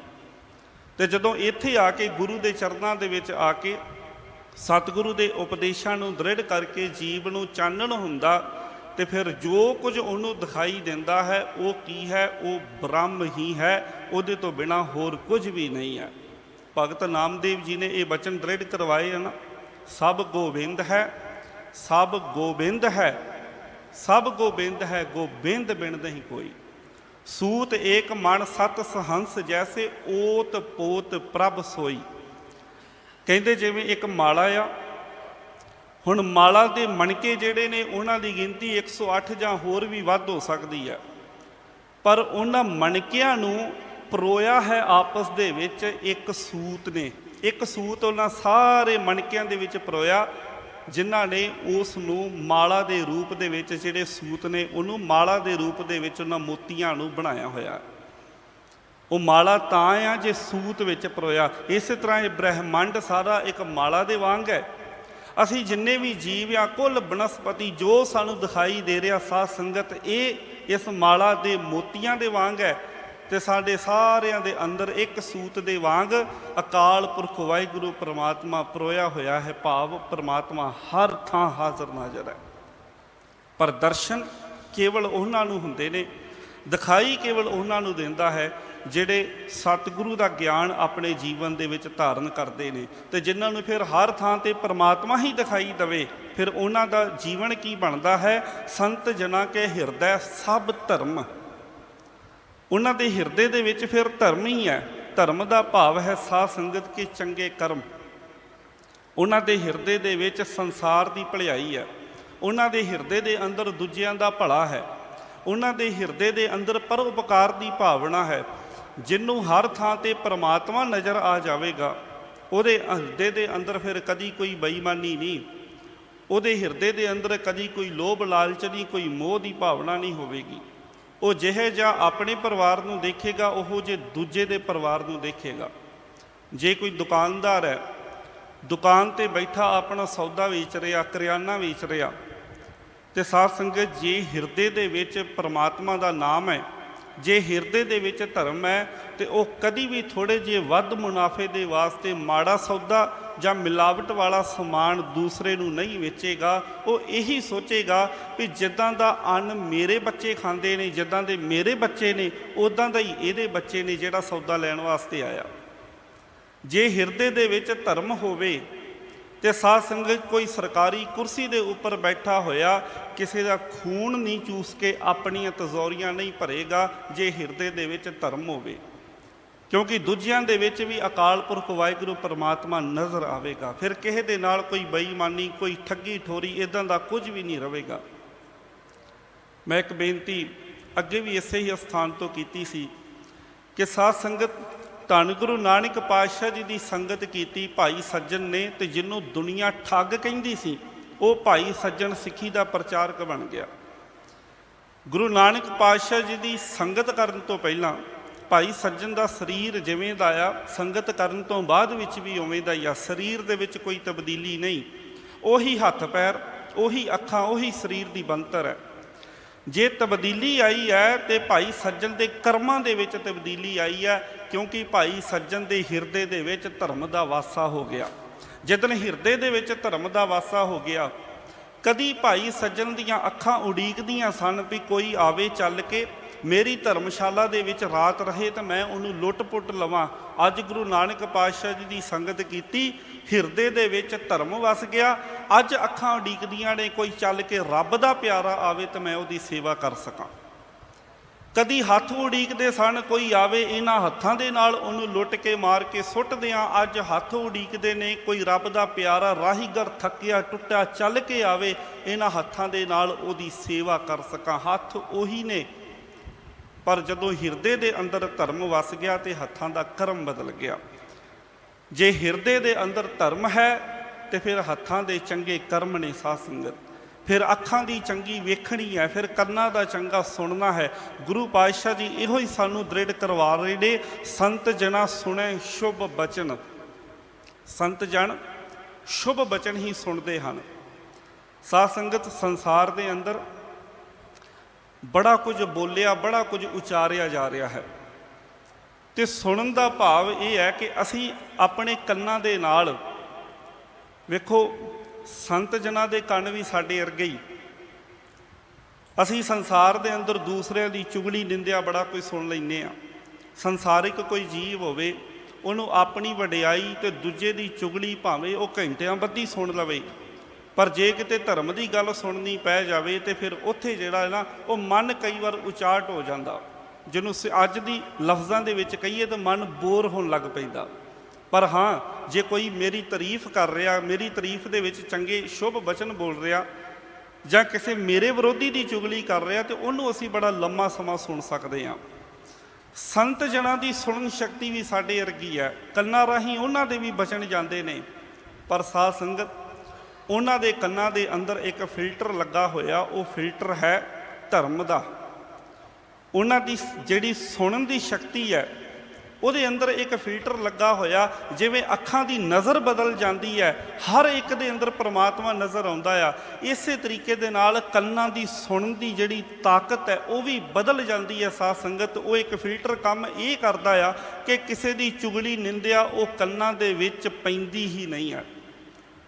संत जन जो भी सुनते हैं वो शुभ बचन ही सुनते हैं, कोई माड़ा बोल अपने कोल रखते ही नहीं है, कोई माड़ा बचन अपने कोल सांभ के रखते ही नहीं हैं। महात्मा बुद्ध जी के जीवन की एक बड़ी प्यारी गाथा आउंदी है। महात्मा बुद्ध जी के कोई इंसान गया, गाथा बड़ी लम्मी है पर समय नूं विचार के केवल टूक मात्र बेनती है। उन्हां दे कोल कोई इंसान गया, कोई गल हुई तो उस इंसान ने महात्मा जी नूं बड़े कौड़े बोल बोले, बड़े माड़े बचन उन्हें बोले, गाली गलोच तक उन्हें किया। कुछ महीने बीत गए, कुछ दिन बीते, उस मनुख नूं अपनी गलती का पछतावा होया, रियलाइज़ किया कि मैं जो कह के आया वो गलत है। हुण 2-3 महीनों बाद महात्मा जी के कोल फिर गया, जाके कहन लगा कि महात्मा जी मैं 2-3 महीने पहला ना ਆਪ ਜੀ ਨੂੰ ਚੇਤਾ ਹੈ ਕਿ ਮੈਂ ਤੁਹਾਡੇ ਕੋਲ ਆਇਆ ਸਾਂ, ਤੁਹਾਡੇ ਨਾਲ ਗੱਲਬਾਤ ਹੋਈ ਸੀ, ਮੈਂ ਬੜੇ ਕੌੜੇ ਬੋਲ ਕੇ ਗਿਆ, ਬੜਾ ਕੁਝ ਮਾੜਾ ਤੁਹਾਨੂੰ ਕਹਿ ਕੇ ਗਿਆ। ਮਹਾਤਮਾ ਜੀ ਕਹਿਣ ਲੱਗੇ, ਪੁਰਖਾ ਮੈਨੂੰ ਨਹੀਂ ਚੇਤੇ, ਮੈਨੂੰ ਯਾਦ ਨਹੀਂ ਹੈ। ਕਹਿਣ ਲੱਗਾ ਜੀ ਮੈਂ ਤੁਹਾਨੂੰ ਬੜੇ ਕੌੜੇ ਬੋਲੇ ਸਨ, ਗਾਲੀ ਗਲੋਚ ਤੱਕ ਤੁਹਾਡੇ ਨਾਲ ਕੀਤਾ ਸੀ। ਮਹਾਤਮਾ ਕਹਿਣ ਲੱਗੇ, ਕਹਿੰਦੇ ਫਿਰ ਇਹੋ ਤੇ ਫਰਕ ਹੈ, ਤੂੰ ਅੱਜ ਵੀ ਉੱਥੇ ਖੜਾ ਆ, ਕਿਉਂਕਿ ਜੋ ਮਾੜੇ ਬਚਨ ਤੂੰ ਮੈਨੂੰ ਬੋਲੇ ਉਹਨਾਂ ਨੂੰ ਤੂੰ ਆਪਣੇ ਚੇਤੇ ਦੇ ਵਿੱਚ ਟਿਕਾ ਕੇ ਰੱਖ ਲਿਆ, ਪਰ ਮੈਂ ਉੱਥੋਂ ਕਿੱਥੇ ਦਾ ਕਿੱਥੇ ਪਹੁੰਚ ਗਿਆ, ਕਿਉਂਕਿ ਜੋ ਤੂੰ ਮੈਨੂੰ ਮਾੜੇ ਬੋਲੇ, ਜੋ ਤੂੰ ਮੇਰੇ ਅਪਮਾਨ ਕਰਨ ਦੀ ਕੋਸ਼ਿਸ਼ ਕੀਤੀ, ਉਹ ਅਪਮਾਨ ਦੇ ਵਿੱਚ ਜਿਹੜੇ ਸ਼ਬਦ ਬੋਲੇ, ਮੈਂ ਤੇ ਉਹ ਸ਼ਬਦ ਆਪਣੇ ਅੰਦਰ ਧਾਰਨ ਕੀਤੇ ਹੀ ਨਹੀਂ। ਤੂੰ ਕੁਝ ਮੈਨੂੰ ਦੇਣ ਦੀ ਕੋਸ਼ਿਸ਼ ਕੀਤੀ, ਪਰ ਜਦੋਂ ਮੈਂ ਉਹ ਕੁਝ ਲਿਆ ਹੀ ਨਹੀਂ, ਤੇ ਪੁਰਖਾ ਮੈਨੂੰ ਤੇਰਾ ਚੇਤਾ ਹੀ ਨਹੀਂ, ਤੂੰ ਮੈਨੂੰ ਕੀ ਕਹਿ ਕੇ ਗਿਆ। ਮੈਂ ਤੇ ਉਹਦੇ ਤੋਂ ਕਦੇ ਦਾ ਹੀ ਉਹਦੇ ਤੋਂ ਅੱਗੇ ਲੰਘ ਚੁੱਕਾ, ਪਰ ਤੂੰ ਅੱਜ ਵੀ ਉੱਥੇ ਖੜਾ, ਤੂੰ ਅੱਜ ਵੀ ਉੱਥੇ ਖਲੋਤਾ। ਇਹ ਹੁੰਦੀ ਹੈ ਸਾਧ ਸੰਗਤ ਜੀ ਸੰਤ ਜਨਾਂ ਦੀ ਅਵਸਥਾ। ਸੰਤ ਜਨ ਜਿਹੜੇ ਨੇ ਸੰਸਾਰ ਦੇ ਵਿੱਚ ਭਾਵੇਂ ਕੋਈ ਜੀਵ ਕਿਸੇ ਵੀ ਤਰ੍ਹਾਂ ਦੇ ਬਚਨ ਬੋਲਦਾ, ਪਰ ਸੰਤ ਜਨਾਂ ਦੀ ਸੁਣਨ ਦੀ ਜਿਹੜੀ ਸ਼ਕਤੀ ਹੈ ਉਹ ਇਸ ਤਰੀਕੇ ਨਾਲ ਕਾਰਜ ਕਰਦੀ ਹੈ। ਜਿਨ੍ਹਾਂ ਦੇ ਹਿਰਦੇ ਦੇ ਅੰਦਰ ਧਰਮ ਹੁੰਦਾ, ਉਹ ਹਰ ਥਾਂ 'ਤੇ ਪਰਮਾਤਮਾ ਦਾ ਨਾਮ ਹੀ ਉਹਨਾਂ ਨੂੰ ਸੁਣਾਈ ਦਿੰਦਾ। ਉਹਨਾਂ ਦੇ ਵਾਸਤੇ ਉਹ ਮਾਣ ਅਪਮਾਨ ਵਾਲੇ ਸ਼ਬਦਾਂ ਤੋਂ ਬੜਾ ਉੱਪਰ ਉੱਠ ਜਾਂਦੇ ਹਨ। ਸਤਿਗੁਰੂ ਪਾਤਸ਼ਾਹ ਜੀ ਅੱਗੇ ਸਮਝਾ ਰਹੇ ਨੇ, ਸਰਬ ਵਿਆਪੀ ਰਾਮ ਸੰਗ ਰਚਨ। ਕਹਿੰਦੇ ਸੰਤ ਜਨ ਜਿਹੜੇ ਨੇ ਉਹਨਾਂ ਨੂੰ ਹਰ ਥਾਂ 'ਤੇ ਅਕਾਲ ਪੁਰਖ ਵਾਹਿਗੁਰੂ ਪਰਮਾਤਮਾ ਦੇ ਦਰਸ਼ਨ ਹੁੰਦੇ ਨੇ, ਅਤੇ ਹਰ ਥਾਂ 'ਤੇ ਰਮੇ ਹੋਏ ਅਕਾਲ ਪੁਰਖ ਵਾਹਿਗੁਰੂ ਪਰਮਾਤਮਾ ਦੇ ਅੰਦਰ ਉਹ ਰਚੇ ਰਹਿੰਦੇ ਨੇ, ਉਹਦੇ ਰੰਗ ਦੇ ਵਿੱਚ ਰੰਗੇ ਰਹਿੰਦੇ ਨੇ। ਅਤੇ ਜਿਨ੍ਹਾਂ ਨੇ ਇਹ ਸਮਝ ਲਿਆ ਪਰਮਾਤਮਾ ਹਰ ਥਾਂ ਹਾਜ਼ਰ ਨਾਜ਼ਰ ਹੈ, ਜਿਨ ਜਾਤਾ, ਜਿਨ੍ਹਾਂ ਨੇ ਇਹ ਸਮਝ ਲਿਆ, ਤਿਸ ਕੀ ਇਹ ਰਹਿਤ ਸਤ ਬਚਨ ਸਾਧੂ ਸਭ ਕਹਿਤ। ਜਿਹੜੇ ਐਸੇ ਸਾਧੂ ਹਨ ਉਹ ਫਿਰ ਬਚਨ ਵੀ ਜਿਹੜੇ ਬੋਲਦੇ ਨੇ ਉਹ ਸੱਤ ਹੁੰਦੇ ਨੇ, ਸੱਚ ਹੁੰਦੇ ਨੇ। ਜਿਨ੍ਹਾਂ ਦੇ ਹਿਰਦੇ ਦੇ ਅੰਦਰ ਧਰਮ ਹੋਵੇ, ਉਹਨਾਂ ਸਾਧੂਆਂ ਜਨਾਂ ਦੇ ਬੋਲ ਵੀ ਸੱਤ ਹੁੰਦੇ ਨੇ। ਉਹਨਾਂ ਦੇ ਬੋਲਾਂ ਦੇ ਵਿੱਚੋਂ ਵੀ ਸੱਤ ਦਾ ਪ੍ਰਗਟਾਵਾ ਅਕਾਲ ਪੁਰਖ ਵਾਹਿਗੁਰੂ ਪਰਮਾਤਮਾ ਦਾ ਹੀ ਪ੍ਰਗਟਾਵਾ ਹੁੰਦਾ ਆ। ਉਹਨਾਂ ਦੀ ਬੋਲ ਬਾਣੀ, ਉਹਨਾਂ ਦੇ ਬਚਨ ਵੀ ਜਿਹੜੇ ਸ਼ੁਭ ਹੋ ਜਾਂਦੇ ਹਨ। ਸਾਧ ਸੰਗਤ, ਗੁਰੂ ਪਾਤਸ਼ਾਹ ਜੀ ਇਹੋ ਹੀ ਇੱਥੇ ਸਮਝਾ ਰਹੇ ਨੇ, ਜਿਨ ਜਾਤਾ ਤਿਸ ਕੀ ਇਹ ਰਹਿਤ। ਜਿਸ ਨੇ ਅਕਾਲ ਪੁਰਖ ਵਾਹਿਗੁਰੂ ਪਰਮਾਤਮਾ ਨੂੰ ਹਰ ਥਾਂ 'ਤੇ ਹਾਜ਼ਰ ਨਾਜ਼ਰ ਜਾਣ ਲਿਆ, ਸਮਝ ਲਿਆ, ਜਿਹਨੂੰ ਹਰ ਥਾਂ ਪਰਮਾਤਮਾ ਹਾਜ਼ਰ ਨਾਜ਼ਰ ਦਿਖਾਈ ਦਿੰਦਾ ਹੈ, ਜਿਹਨੇ ਗਿਆਨ ਦੇ ਅੰਜਨ ਦੇ ਨਾਲ ਆਪਣੇ ਅੰਦਰੋਂ ਅਗਿਆਨਤਾ ਦਾ ਹਨੇਰਾ ਦੂਰ ਕਰ ਲਿਆ, ਫਿਰ ਉਹਦੀ ਰਹਿਤ ਇਹ ਬਣ ਜਾਂਦੀ ਹੈ, ਉਹਦਾ ਜੀਵਨ ਇਹ ਬਣ ਜਾਂਦਾ, ਨਾ ਉਹ ਅੱਖਾਂ ਮਾੜਾ ਦੇਖਦੀਆਂ, ਨਾ ਉਹ ਕੰਨ ਮਾੜਾ ਸੁਣਦੇ ਹਨ, ਅਤੇ ਨਾ ਜ਼ੁਬਾਨ ਜਿਹੜੀ ਹੈ ਉਹ ਮਾੜੇ ਬਚਨ ਬੋਲਦੀ ਹੈ। ਕਬੀਰ ਸਾਹਿਬ ਜੀ ਦੇ ਬਚਨ ਅਸੀਂ ਪੜ੍ਹਦੇ ਹਾਂ ਨਾ, ਕਬੀਰ ਗੂੰਗਾ ਹੁਆ ਬਾਵਰਾ, ਬਹਿਰਾ ਹੁਆ ਕਾਣ, ਪਾਵੋਂ ਤੇ ਪਿੰਗਲ ਭਇਆ ਮਾਰਿਆ ਸਤਿਗੁਰ ਬਾਣ। ਕਬੀਰ ਸਾਹਿਬ ਜੀ ਕਹਿੰਦੇ, ਮੈਂ ਸਤਿਗੁਰੂ ਦੀ ਸੰਗਤ ਕੀਤੀ ਤਾਂ ਮੈਨੂੰ ਇੱਕ ਬੜਾ ਫਾਇਦਾ ਹੋਇਆ। ਪੁੱਛਿਆ ਕਬੀਰ ਸਾਹਿਬ ਜੀ ਕੀ ਫਾਇਦਾ ਹੋਇਆ? ਕਹਿੰਦੇ ਸਤਿਗੁਰੂ ਦੀ ਸੰਗਤ ਕਰਨ ਦਾ ਮੈਨੂੰ ਇਹ ਫਾਇਦਾ ਹੋਇਆ, ਮੈਂ ਗੂੰਗਾ ਹੋ ਗਿਆ, ਮੈਂ ਬਹਿਰਾ ਹੋ ਗਿਆ, ਮੈਂ ਲੂਲਾ ਲੰਗੜਾ ਹੋ ਗਿਆ। ਹੁਣ ਅਸੀਂ ਸੋਚਾਂਗੇ ਵੀ ਇਹ ਕਿੱਦਾਂ ਦਾ ਫਾਇਦਾ? ਸਤਿਗੁਰੂ ਦੀ ਸੰਗਤ ਕਰਦਾ ਜੀਵ ਅਤੇ ਸਤਿਗੁਰੂ ਦੇ ਕੋਲ ਆ ਕੇ ਤੇ ਅਰਦਾਸਾਂ ਕਰਦਾ, ਸਰੀਰਕ ਤੰਦਰੁਸਤੀ ਅਸੀਂ ਸਤਿਗੁਰੂ ਦੇ ਕੋਲੋਂ ਮੰਗਦੇ ਹਾਂ। ਪਰ ਕਬੀਰ ਸਾਹਿਬ ਕਹਿ ਰਹੇ ਨੇ ਕਿ ਮੈਂ ਸਤਿਗੁਰੂ ਦੇ ਕੋਲ ਆਇਆ, ਸਤਿਗੁਰੂ ਦੀ ਸੰਗਤ ਕੀਤੀ ਅਤੇ ਮੈਂ ਗੂੰਗਾ ਹੋ ਗਿਆ, ਮੇਰੀ ਬੋਲਣ ਦੀ ਸ਼ਕਤੀ ਚਲੀ ਗਈ, ਮੈਂ ਬਹਿਰਾ ਹੋ ਗਿਆ, ਮੇਰੀ ਸੁਣਨ ਦੀ ਸ਼ਕਤੀ ਚਲੀ ਗਈ, ਅਤੇ ਸਤਿਗੁਰੂ ਨੇ ਐਸਾ ਬਾਣ ਮਾਰਿਆ, ਮੈਂ ਲੂਲਾ ਲੰਗੜਾ ਹੋ ਗਿਆ, ਮੈਂ ਪੈਰਾਂ ਤੋਂ ਤੁਰਨੋਂ ਅਸਮਰੱਥ ਹੋ ਗਿਆ। ਹੁਣ ਸਾਧ ਸੰਗਤ, ਜੋ ਕਬੀਰ ਸਾਹਿਬ ਜੀ ਸਾਨੂੰ ਇੱਥੇ ਸਮਝਾ ਰਹੇ ਨੇ, ਉਹ ਸਾਡੀ ਅੰਦਰ ਦੀ ਗੱਲ ਕਰ ਰਹੇ ਨੇ। ਕਹਿੰਦੇ ਦੇਖਦਾ ਤਾਂ ਮੈਂ ਅੱਜ ਵੀ ਹਾਂ ਆਪਣੀਆਂ ਅੱਖਾਂ ਦੇ ਨਾਲ, ਮੈਂ ਆਪਣੀ ਜ਼ੁਬਾਨ ਦੇ ਨਾਲ ਅੱਜ ਵੀ ਉਹ ਬੋਲਦਾ ਹਾਂ, ਅੱਜ ਵੀ ਮੇਰੀ ਜ਼ੁਬਾਨ ਬੋਲਦੀ ਹੈ। ਪਰ ਜਦੋਂ ਤੋਂ ਮੈਂ ਸਤਿਗੁਰੂ ਦੀ ਸੰਗਤ ਕੀਤੀ ਹੈ, ਉਦੋਂ ਤੋਂ ਜਦੋਂ ਸਤਿਗੁਰੂ ਦੇ ਸ਼ਬਦ ਦਾ ਤੀਰ ਮੇਰੇ ਹਿਰਦੇ 'ਤੇ ਵੱਜਾ, ਜਦੋਂ ਸਤਿਗੁਰੂ ਦੀ ਬਾਣੀ ਦੇ ਨਾਲ ਮੈਂ ਜੁੜਿਆ, ਗੁਰੂ ਦੇ ਗਿਆਨ ਦਾ ਪੱਲਾ ਫੜਿਆ, ਉਦੋਂ ਤੋਂ ਮੈਂ ਗੂੰਗਾ ਹੋ ਗਿਆ। ਭਾਵ ਜ਼ੁਬਾਨ ਹੁਣ ਵੀ ਬੋਲਦੀ ਹੈ, ਪਰ ਹੁਣ ਜ਼ੁਬਾਨ ਕਦੀ ਮਾੜੇ ਬੋਲ ਨਹੀਂ ਬੋਲਦੀ। ਜਦੋਂ ਵੀ ਬੋਲਦੀ ਹੈ ਪਰਮਾਤਮਾ ਦਾ ਨਾਮ ਉਚਾਰਨ ਕਰਦੀ ਹੈ, ਚੰਗੇ ਬਚਨ ਸ਼ੁਭ ਬਚਨ ਬੋਲਦੀ ਹੈ। ਮਾੜੇ ਬਚਨ ਬੋਲਣ ਵੱਲੋਂ ਮੇਰੀ ਜ਼ੁਬਾਨ ਗੂੰਗੀ ਹੋ ਗਈ, ਬਹਿਰਾ ਹੁਆ ਕਾਣ। ਮੇਰਾ ਕੰਨ ਜਿਹੜਾ ਉਹ ਮਾੜੇ ਬਚਨ ਸੁਣਨ ਵੱਲੋਂ ਬਹਿਰਾ ਹੋ ਗਿਆ। ਸੁਣਦਾ ਹੁਣ ਵੀ ਹੈ, ਪਰ ਹੁਣ ਇਹਨੂੰ ਕੋਈ ਮਾੜਾ ਬੋਲ ਸੁਣਾਈ ਦਿੰਦਾ ਹੀ ਨਹੀਂ ਆ। ਹੁਣ ਇਹਨੂੰ ਕੋਈ ਸਾਖਤ ਦੇ ਨਾਦ ਗੀਤ ਸੁਣਾਈ ਦਿੰਦੇ ਹੀ ਨਹੀਂ। ਹੁਣ ਇਹਨੂੰ ਕੇਵਲ ਤੇ ਕੇਵਲ ਅਕਾਲ ਪੁਰਖ ਵਾਹਿਗੁਰੂ ਪਰਮਾਤਮਾ ਹੀ ਸੁਣਾਈ ਦਿੰਦਾ ਹੈ। ਪਾਵੋਂ ਤੇ ਪਿੰਗਲ ਭਇਆ ਮਾਰਿਆ ਸਤਿਗੁਰ ਬਾਣ। ਅੱਜ ਵੀ ਮੇਰੇ ਪੈਰ ਚੱਲਦੇ ਹਨ, ਅੱਜ ਵੀ ਮੇਰੇ ਪੈਰ ਕਦਮ ਪੁੱਟਦੇ ਹਨ, ਮੈਂ ਤੁਰਦਾ ਹਾਂ।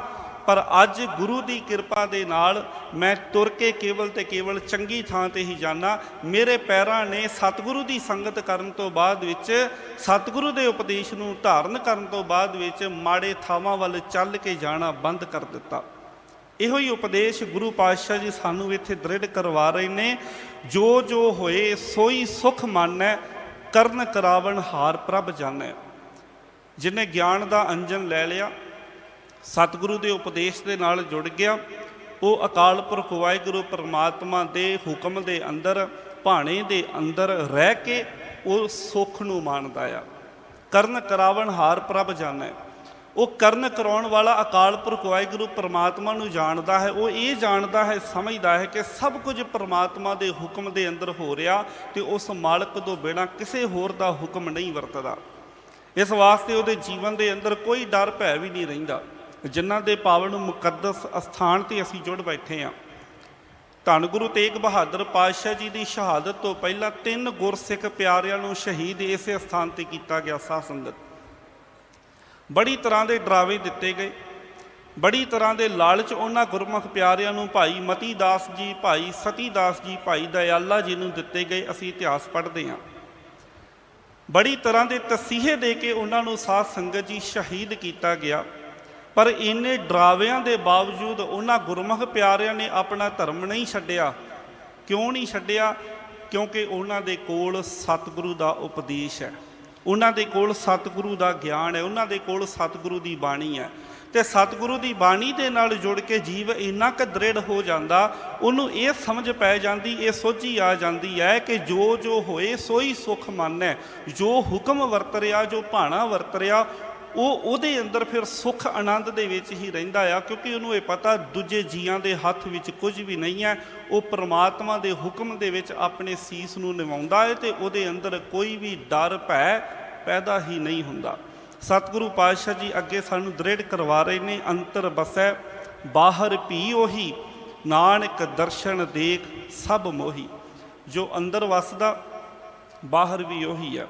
ਜੋ ਸਾਡੇ ਹਿਰਦੇ ਘਰ ਦੇ ਵਿੱਚ ਹੈ, ਸਾਧੂ ਜਨਾਂ ਦੇ ਵਾਸਤੇ, ਸੰਤਾਂ ਦੇ ਵਾਸਤੇ, ਜੋ ਸੰਤ ਜਨਾਂ ਦੇ ਹਿਰਦੇ ਦੇ ਵਿੱਚ ਪਰਮਾਤਮਾ ਵਸਦਾ, ਬਾਹਰ ਵੀ ਸਮੁੱਚੇ ਬ੍ਰਹਿਮੰਡ ਦੇ ਅੰਦਰ ਉਹੀ ਵਸਦਾ ਆ। ਅਤੇ ਐਸੇ ਸਾਧੂ ਜਨ ਹਰ ਥਾਂ 'ਤੇ ਪਰਮਾਤਮਾ ਦੇ ਦਰਸ਼ਨ ਕਰਕੇ ਮੋਹਿਤ ਹੁੰਦੇ ਹਨ, ਪਰਮਾਤਮਾ ਦੇ ਦਰਸ਼ਨਾਂ ਦੇ ਵਿੱਚ ਮਸਤ ਰਹਿੰਦੇ ਹਨ। ਅਸੀਂ ਬਾਣੀ ਦੇ ਬਚਨ ਪੜ੍ਹਦੇ ਹਾਂ ਨਾ, ਘਰ ਸੁਖ ਵਸਿਆ ਬਾਹਰ ਸੁਖ ਪਾਇਆ। ਜਿਹਨੇ ਆਪਣੇ ਘਰ ਭਾਵ ਕੇ ਆਪਣੇ ਮਨ ਦੇ ਵਿੱਚ ਸੁੱਖ ਨੂੰ ਲੱਭ ਲਿਆ, ਜਿਹੜਾ ਮਨ ਕਰਕੇ ਸ਼ਾਂਤ ਹੋ ਗਿਆ, ਜਿਹਦਾ ਮਨ ਟਿਕਾਓ ਦੇ ਵਿੱਚ ਆ ਗਿਆ, ਜਿਹਨੂੰ ਮਨ ਵਿੱਚ ਵਸਦੇ ਹੋਏ ਪਰਮਾਤਮਾ ਦੇ ਨਾਲ ਜਿਹਦੀ ਸਾਂਝ ਪੈ ਗਈ, ਉਹਦੇ ਵਾਸਤੇ ਬਾਹਰ ਦੀ ਸਾਰੀ ਦੁਨੀਆ ਦੇ ਅੰਦਰ ਸੁੱਖ ਹੈ। ਪਰ ਇਹ ਅਵਸਥਾ ਕਦੋਂ ਬਣਦੀ ਹੈ? ਕਹੋ ਨਾਨਕ ਗੁਰ ਮੰਤਰ ਦ੍ਰਿੜਾਇਆ।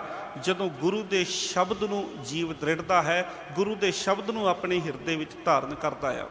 ਜਿਹੜੇ ਜੀਵ ਗੁਰੂ ਦੇ ਸ਼ਬਦ ਨੂੰ ਆਪਣੇ ਹਿਰਦੇ ਦੇ ਵਿੱਚ ਧਾਰਨ ਕਰਦੇ ਨੇ, ਉਹਨਾਂ ਦੀ ਅਵਸਥਾ ਇਹ ਬਣ ਜਾਂਦੀ ਹੈ, ਉਹ ਹਰ ਥਾਂ 'ਤੇ ਪਰਮਾਤਮਾ ਨੂੰ ਹਾਜ਼ਰ ਨਾਜ਼ਰ ਜਾਣਦੇ ਨੇ। ਉਹਨਾਂ ਦੀ ਅਵਸਥਾ ਇਹ ਹੈ, ਆਪ ਸੱਤ ਕੀਆ ਸਭ ਸੱਤ, ਤਿਸ ਪ੍ਰਭ ਤੇ ਸਗਲੀ ਉਤਪਤ। ਉਹਨਾਂ ਵਾਸਤੇ ਪਰਮਾਤਮਾ ਸੱਤ ਸਦੀਵੀ ਹੋਂਦ ਵਾਲਾ, ਅਤੇ ਜੋ ਪਰਮਾਤਮਾ ਨੇ ਰਚਿਆ ਉਹ ਵੀ ਸੱਤ ਹੈ।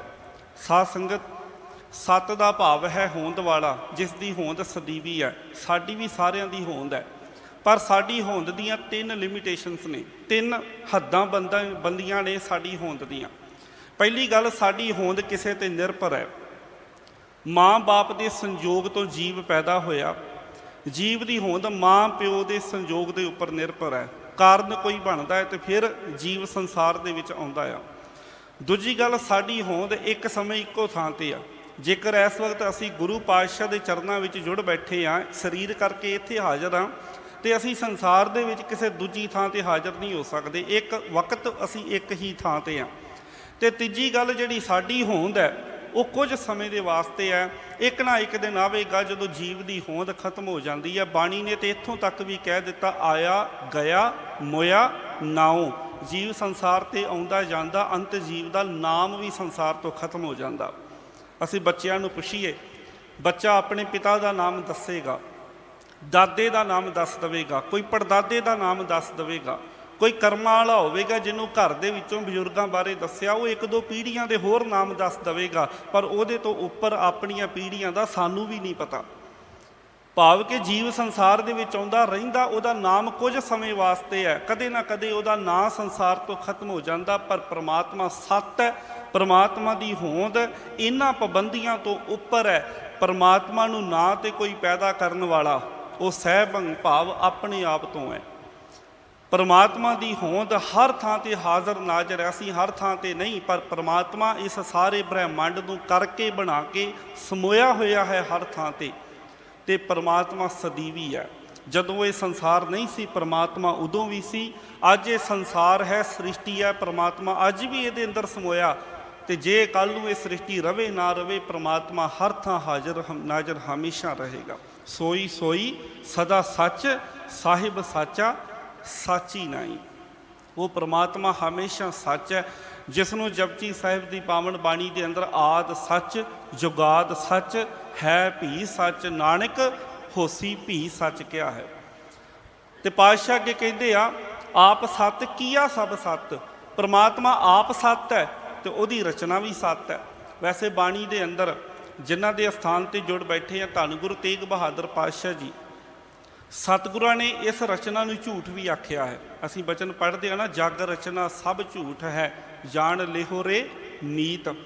ਜਗਤ ਦੀ ਰਚਨਾ ਝੂਠ ਗੁਰੂ ਤੇਗ ਬਹਾਦਰ ਪਾਤਸ਼ਾਹ ਨੇ ਕਿਹਾ, ਪਰ ਸਤਿਗੁਰੂ ਪਾਤਸ਼ਾਹ ਜੀ, ਗੁਰੂ ਅਰਜਨ ਦੇਵ ਪਾਤਸ਼ਾਹ ਜੀ ਸੁਖਮਨੀ ਸਾਹਿਬ ਦੇ ਅੰਦਰ ਹੀ ਬਚਨ ਕਰਦੇ ਨੇ, ਸਤ ਕਰਮ ਜਾ ਕੀ ਰਚਨਾ ਸਤ। ਪਰਮਾਤਮਾ ਦੀ ਰਚਨਾ ਸੱਤ ਹੈ। ਹੁਣ ਗੁਰੂ ਅਰਜਨ ਪਾਤਸ਼ਾਹ ਜੀ ਕਹਿ ਰਹੇ ਨੇ ਰਚਨਾ ਸੱਤ ਹੈ, ਗੁਰੂ ਤੇਗ ਬਹਾਦਰ ਜੀ ਕਹਿ ਰਹੇ ਨੇ ਰਚਨਾ ਝੂਠ ਹੈ। ਅਸਲ ਦੇ ਵਿੱਚ ਰਚਨਾ ਸੱਤ ਵੀ ਹੈ, ਰਚਨਾ ਝੂਠ ਵੀ ਹੈ। ਵੈਸੇ ਕੋਈ ਗੱਲ ਜਾਂ ਤੇ ਝੂਠ ਹੋ ਸਕਦੀ ਹੈ ਜਾਂ ਸੱਚ ਹੋ ਸਕਦੀ ਹੈ, ਪਰ ਬਾਣੀ ਦੇ ਅੰਦਰ ਇਹ ਬਚਨ ਆਏ ਨੇ ਤੇ 100% ਇਹ ਯੂਨੀਵਰਸਲ ਟਰੁੱਥ ਹੈ, ਇਹਦੇ ਅੰਦਰ ਕੋਈ ਵੀ ਕਮੀ ਪੇਸ਼ੀ ਨਹੀਂ ਹੋ ਸਕਦੀ, ਸ਼ੰਕੇ ਦੀ ਕੋਈ ਗੁੰਜਾਇਸ਼ ਨਹੀਂ। ਅਸਲ ਦੇ ਵਿੱਚ ਇਹ ਸਾਡੀ ਅੰਦਰ ਆਤਮੇ ਦੀ ਅਵਸਥਾ ਦੇ ਅਨੁਸਾਰ ਹੈ। ਪਰਮਾਤਮਾ ਦੀ ਕੀਤੀ ਹੋਈ ਇਹ ਕਾਇਨਾਤ, ਇਹ ਰਚਨਾ ਸੱਚ ਹੈ। ਉਦੋਂ ਸੱਚ ਹੈ ਜਦੋਂ ਜੀਵ ਨੂੰ ਇਸ ਰਚਨਾ ਦੇ ਅੰਦਰ ਪਰਮਾਤਮਾ ਨਜ਼ਰ ਆਉਂਦਾ ਹੈ। ਇਹ ਜਗ ਸੱਚੇ ਕੀ ਹੈ ਕੋਠੜੀ, ਇਹ ਜਗਤ ਸੱਚੇ ਦੀ ਕੋਠੜੀ ਹੈ।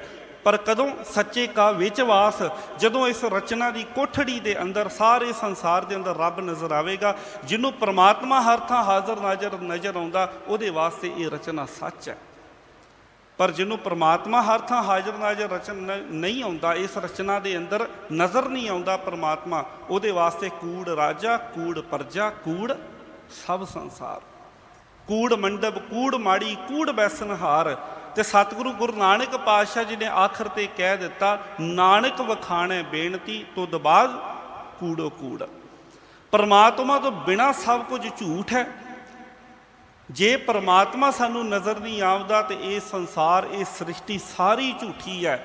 ਜੇ ਜੀਵ ਇਸ ਸੰਸਾਰ ਨਾਲ ਮੋਹ ਪਾ ਕੇ ਪਰਮਾਤਮਾ ਨੂੰ ਭੁਲਾ ਦੇਵੇ ਤੇ ਇਹ ਝੂਠ ਹੈ, ਤੇ ਜੇ ਜੀਵ ਇਸ ਸ੍ਰਿਸ਼ਟੀ ਦੇ ਅੰਦਰ ਪਰਮਾਤਮਾ ਦੇ ਦਰਸ਼ਨ ਕਰਦਾ ਹੈ ਤਾਂ ਇਹ ਸੱਚ ਹੈ। ਸਤਿਗੁਰੂ ਪਾਤਸ਼ਾਹ ਜੀ ਅੱਗੇ ਸਮਝਾ ਰਹੇ ਨੇ, ਤਿਸ ਪ੍ਰਭ ਤੇ ਸਗਲੀ ਉਤਪਤ, ਉਸ ਪਰਮਾਤਮਾ ਤੋਂ ਹੀ, ਸੱਚੇ ਤੋਂ ਇਹ ਸਾਰੀ ਉਤਪਤੀ ਹੋਈ। ਤਿਸ ਭਾਵੈ ਤਾਂ ਕਰੇ ਵਿਸਥਾਰ, ਉਹਨੂੰ ਚੰਗਾ ਲੱਗਾ, ਉਹਨੇ ਸਭ ਕੁਝ ਸਾਜਿਆ, ਵਿਸਥਾਰ ਕੀਤਾ ਹੈ।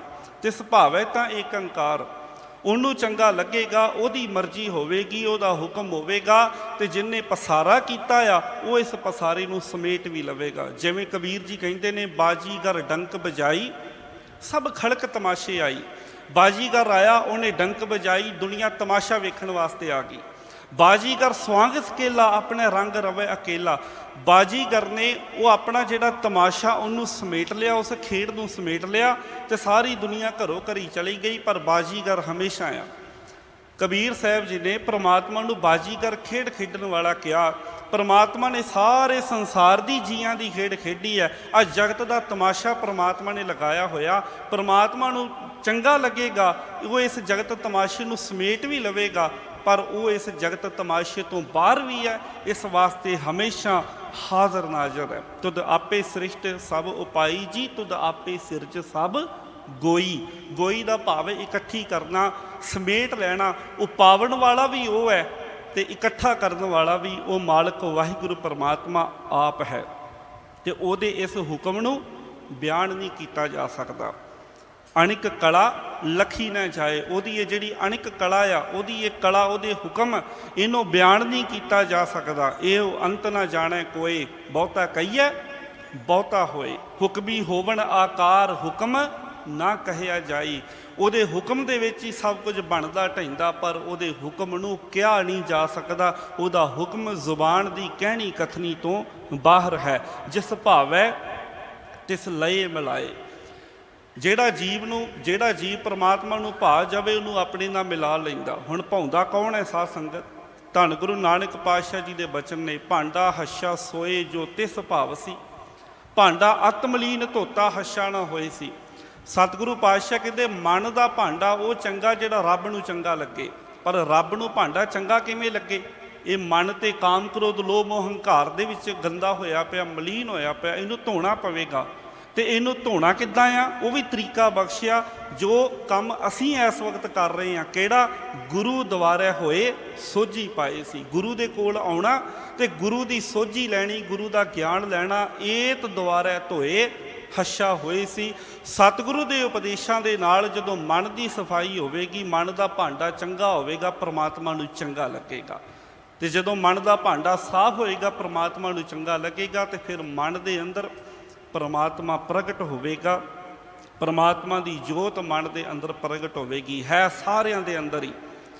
वजीर खान के अंदर भी सी, औरंगजेब के अंदर भी सी, जहांगीर के अंदर भी सी। भावें कोई पापी है पुन्नी है, हर एक दे अंदर परमात्मा आ।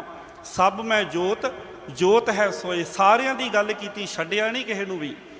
सब मैं जोत जोत है सोए, तिसदा चानण सब मैं चानण होए। पर गुर साखी जोत प्रगट होए।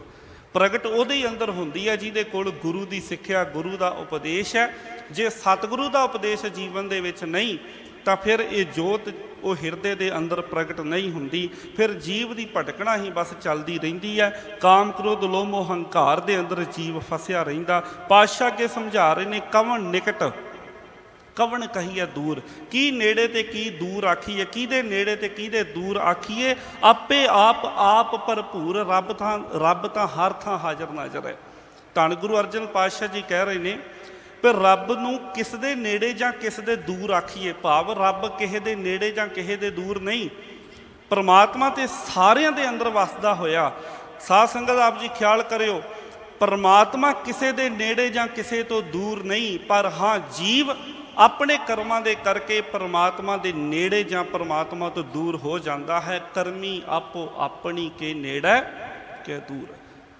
ਪਰਮਾਤਮਾ ਤੇ ਸਾਰਿਆਂ ਦੇ ਨੇੜੇ ਹੈ, ਪਰ ਜੀਵ ਆਪਣੇ ਕਰਮਾਂ ਦੇ ਕਰਕੇ ਜਾਂ ਪਰਮਾਤਮਾ ਦੇ ਨੇੜੇ ਹੁੰਦਾ ਜਾਂ ਪਰਮਾਤਮਾ ਤੋਂ ਖੁਦ ਦੂਰ ਹੁੰਦਾ। ਪਰਮਾਤਮਾ ਕਿਸੇ ਨੂੰ ਆਪਣੇ ਤੋਂ ਦੂਰ ਨਹੀਂ ਕਰਦਾ, ਉਹ ਤੇ ਸਾਰਿਆਂ ਦੇ ਹੀ ਨੇੜੇ ਹੈ। ਸਤਿਗੁਰੂ ਪਾਤਸ਼ਾਹ ਸਮਝਾ ਰਹੇ ਨੇ, ਅੰਤਰਗਤ ਜਿਸ ਆਪ ਜਨਾਏ। ਜਿਸ ਨੂੰ ਪਰਮਾਤਮਾ ਨੇ ਆਪ ਜਨਾ ਦਿੱਤਾ, ਆਪ ਬਖਸ਼ਿਸ਼ ਕਰ ਦਿੱਤੀ। ਸਤਿਗੁਰੂ ਦੀ ਸੰਗਤ ਜਿਹਦੇ ਤੇ ਬਖਸ਼ਿਸ਼ ਕਰ ਦਿੱਤੀ, ਉਹਨੂੰ ਅੰਦਰ ਦੀ ਖੇਡ ਜਿਹਨੂੰ ਸਾਰੀ ਸਮਝ ਆ ਗਈ। ਨਾਨਕ ਤਿਸ ਜਨ ਆਪ ਬੁਝਾਏ। ਉਹਨੂੰ ਫਿਰ ਪਰਮਾਤਮਾ ਨੇ ਆਪ ਸੋਝੀ ਬਖਸ਼ਿਸ਼ ਕਰ ਦਿੱਤੀ। ਸਮੁੱਚੇ ਬ੍ਰਹਿਮੰਡ ਦੇ ਅੰਦਰ, ਸਮੁੱਚੀ ਕਾਇਨਾਤ ਦੇ ਅੰਦਰ, ਸਾਰੀ ਸ੍ਰਿਸ਼ਟੀ ਦੇ ਅੰਦਰ ਫਿਰ ਐਸੇ ਜੀਵ ਨੂੰ ਅਕਾਲ ਪੁਰਖ ਵਾਹਿਗੁਰੂ ਪਰਮਾਤਮਾ ਦੇ ਪ੍ਰਤੱਖ ਦਰਸ਼ਨ ਦੀਦਾਰੇ ਹੋ ਜਾਂਦੇ ਹਨ। ਜਿਨ੍ਹਾਂ ਦੇ ਕੋਲ ਗਿਆਨ ਦਾ ਅੰਜਨ ਆ ਜਾਵੇ, ਫਿਰ ਬੇਨਤੀ ਕਰਾਂ ਉਸੇ ਹੀ ਸ਼ਲੋਕ ਦੀ ਵਿਆਖਿਆ ਅੱਗੇ ਹੋ ਰਹੀ ਹੈ। ਜਿਨ੍ਹਾਂ ਦੇ ਕੋਲ ਗੁਰੂ ਦਾ ਗਿਆਨ ਆ ਜਾਵੇ, ਉਹਨਾਂ ਦੇ ਉੱਪਰ ਇਹ ਬਖਸ਼ਿਸ਼ ਹੋ ਜਾਂਦੀ ਹੈ। ਹਰ ਥਾਂ ਤੇ ਪਰਮਾਤਮਾ ਹਾਜ਼ਰ ਨਾਜ਼ਰ ਦਿਖਾਈ ਦਿੰਦਾ ਹੈ। ਜਦੋਂ ਅਗਿਆਨਤਾ ਦਾ ਪਰਦਾ ਲੈ ਜਾਵੇ, ਅਗਿਆਨਤਾ ਦਾ ਹਨੇਰਾ ਦੂਰ ਹੋ ਜਾਵੇ, ਵਸਦਾ ਹਿਰਦੇ ਦੇ ਵਿੱਚ ਹੀ ਹੈ। ਪ੍ਰਗਟ ਉਦੋਂ ਹੁੰਦਾ ਜਦੋਂ ਗੁਰੂ ਦੀ ਸਿੱਖਿਆ ਜੀਵ ਦੇ ਕੋਲ ਹੋਵੇ। ਸਤਿਗੁਰੂ ਪਾਤਸ਼ਾਹ ਜੀ ਕਿਰਪਾ ਕਰਨ, ਸਾਨੂੰ ਸਾਰਿਆਂ ਨੂੰ ਇਹ ਸੋਝੀ ਸਤਿਗੁਰੂ ਪਾਤਸ਼ਾਹ ਜੀ ਤੋਂ ਪ੍ਰਾਪਤ ਹੋ ਜਾਵੇ ਕਿ ਸਾਡੇ ਸਾਰਿਆਂ ਦੇ ਅੰਦਰ ਵੀ ਪਰਮਾਤਮਾ ਦੀ ਜੋਤ ਸਾਡੇ ਮਨਾਂ ਦੇ ਅੰਦਰ ਪ੍ਰਗਟ ਹੋ ਜਾਵੇ। ਇੰਨੀਆਂ ਬੇਨਤੀਆਂ ਆਪ ਸੰਗਤਾਂ ਨੇ ਪ੍ਰਵਾਨ ਕਰਨੀਆਂ। ਆਪ ਜੀ ਸਾਰੀਆਂ ਸੰਗਤਾਂ ਦਾ ਬਹੁਤ ਬਹੁਤ ਧੰਨਵਾਦ। ਦਿੱਲੀ ਸਿੱਖ ਗੁਰਦੁਆਰਾ ਪ੍ਰਬੰਧਕ ਕਮੇਟੀ ਸਤਿਕਾਰਯੋਗ ਸਿੰਘ ਸਾਹਿਬ ਜੀ ਦਾ ਧੰਨਵਾਦ ਅਤੇ ਕੋਟਾਨ ਕੋਟ ਸ਼ੁਕਰਾਨਾ ਧੰਨ ਸਤਿਗੁਰੂ ਸ੍ਰੀ ਗੁਰੂ ਗ੍ਰੰਥ ਸਾਹਿਬ ਪਾਤਸ਼ਾਹ ਜੀ ਦਾ, ਜਿਨ੍ਹਾਂ ਸਾਨੂੰ ਸਾਰਿਆਂ ਨੂੰ ਆਪਣੇ ਚਰਨਾਂ ਅੰਦਰ ਜੁੜ ਬੈਠਣ ਦਾ ਸੁਭਾਗੜਾ ਸਮਾਂ ਬਖਸ਼ਿਸ਼ ਕੀਤਾ ਹੈ। ਆਓ ਹੋਈਆਂ ਭੁੱਲਾਂ ਚੁੱਕਾਂ ਦੀ ਖਿਮਾ ਬਖਸ਼ਦਿਆਂ ਹੋਇਆਂ, ਅੱਗੇ ਵਾਸਤੇ ਅਸੀਸ ਬਖਸ਼ਦਿਆਂ ਹੋਇਆਂ ਸਾਰੀ ਸੰਗਤ ਇੱਕ ਵਾਰ ਫਿਰ ਪਿਆਰ ਅਦਬ ਸਹਿਤ ਗੁਰੂ ਬਖਸ਼ਿਸ਼ ਫਤਿਹ ਸਾਂਝੀ ਕਰੋ। ਆਖੋ ਜੀ, ਵਾਹਿਗੁਰੂ ਜੀ ਕਾ ਖਾਲਸਾ, ਵਾਹਿਗੁਰੂ ਜੀ ਕੀ ਫਤਿਹ।